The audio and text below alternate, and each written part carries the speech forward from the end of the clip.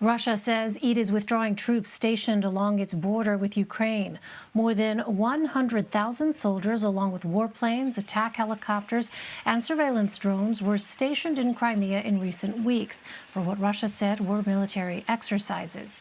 It's the largest show of Russian strength in the region since it annexed Crimea and intervened in eastern Ukraine in 2014. During a 60 Minutes interview Sunday night and on Monday at a meeting of G7 foreign ministers, Secretary of State Anthony Blinken said the U.S. is keeping an eye on the situation on the Ukraine border. And later this week, Secretary Blinken will travel to Ukraine to reaffirm the relationship between the two countries. For more, I'm joined by former U.S. Ambassador to Ukraine, William Taylor. He is also the Vice President of Strategic Stability and Security at the U.S. Institute of Peace. Mr. Ambassador, thanks very much for being with us. Why is Ukraine so important to Russia?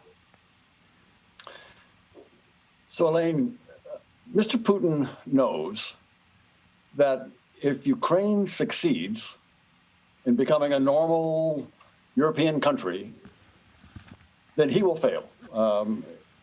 He knows that Ukraine is like Russia in several ways, not always, but it's like enough that the Russian people know Ukraine.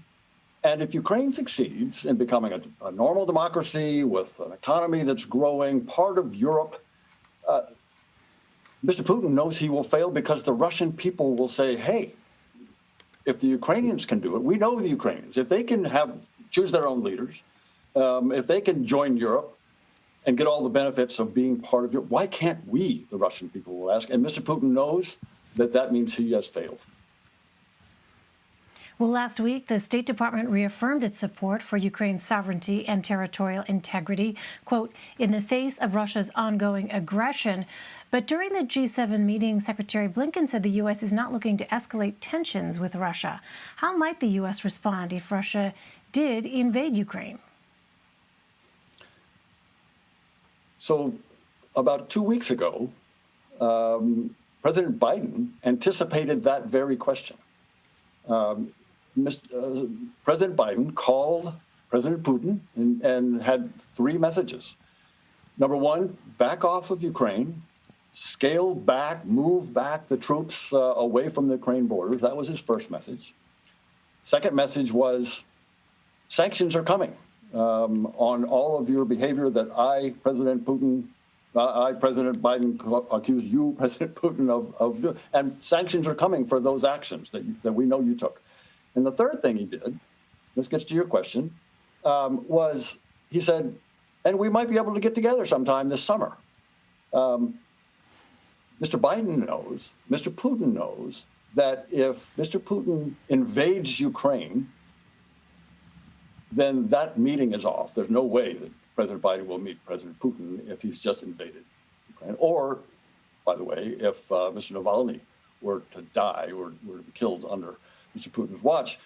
So that interest, Mr. Putin's interest in getting together with President Biden is a hostage that President Biden took to ensure that President Putin doesn't go in. And then the answer to your question is very clear, Elaine. That is, the summit would be canceled, sanctions would be increased, continued assistance to Ukraine would be forthcoming, including military assistance.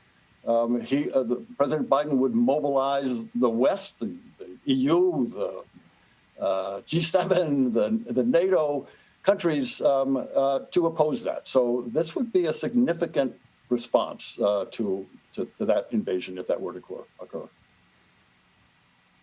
Well, later this week, Secretary Blinken will travel to Ukraine and meet with the country's president. What is America's role in keeping the peace, and what do you expect both sides to gain from this trip? You outlined some of those things that President Biden made clear to President Putin, essentially delivering that message that the U.S. stands ready to assist if there is intervention. And that's the main message, I think, that Secretary Blinken will be carrying. And that's also the main message, of course, that President Zelensky wants to hear. So in that sense, they have a shared interest in that strong support by the United States for Ukraine's sovereignty and its territorial integrity, And Secretary Blinken's presence right there in Kiev, standing side by side, will be a demonstration of that commitment. And so I think that's going to be important. You asked, why should the United States care about Ukraine's success? I mentioned why President Putin doesn't want Ukraine to succeed, and we do, because Ukraine, for us, really, it's in our interest, it's our national security interest that Ukraine succeed. It's on the front line. It's on the front line of the aggression that the Russians pose first to Ukraine, but they don't stop there. They take their election meddling from Ukraine and then do it into Europe, and then do it to the United States, and they do the hacks and the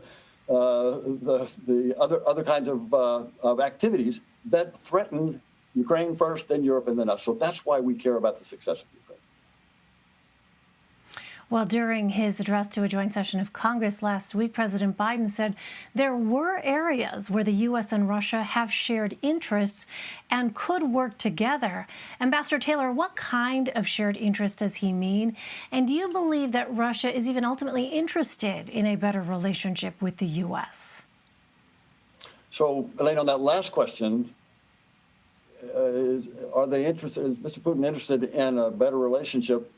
It's not clear. It is not clear. His actions, President Putin's actions, don't indicate that if by invading his neighbor, by meddling in our elections in 2016 and 2020, by hacking our computer systems, both public and private in the United States, those are not actions of a country who's trying to have better relations with the target country. On your first question about the shared interest, there are shared interests. One of them, I think President Biden mentioned this, and President Putin has referred to this as well, and that is strategic stability. By strategic stability, we mean the threats of conflict leading, in the worst case, to nuclear exchanges, avoiding that, trying to find strategic stability, a stable relationship at that level between the United States and Russia. That's clearly a joint interest, a common interest, a shared interest. And both sides, irrespective of the other problems that we've just been talking about, have an interest in trying to sit down and talk about those and try to come to some agreements on strategic stability. Well, you know, it'll be really interesting to see, even when this summit between President Biden and President Putin actually takes place. Of course, you know, all eyes will be on Vladimir Putin to see what exactly his posture is going to be, given what has happened in the previous administration, how similar or how different that posture will be with the Biden administration. Ambassador William Taylor for us. Ambassador, thank you very much for your time. Thank you, Elaine.